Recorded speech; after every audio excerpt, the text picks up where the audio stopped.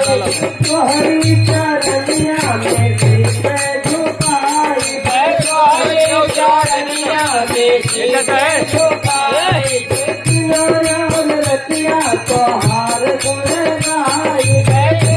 और रतिया तोहार गुण गाई हरी चरनिया में शीश झुकाई हरी चरनिया में शीश झुकाई हमरो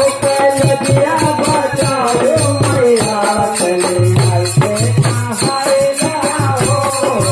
हमरो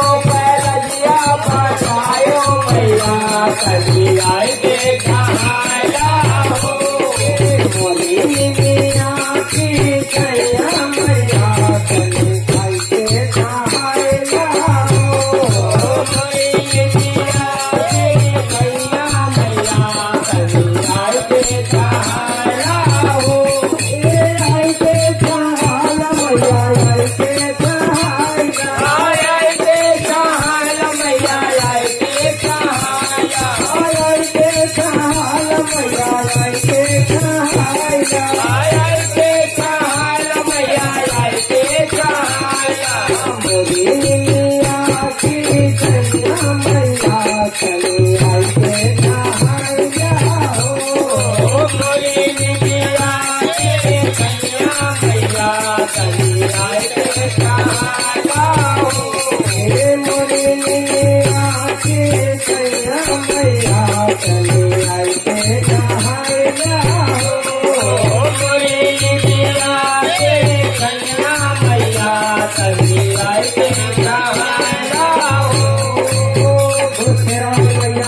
Yeah.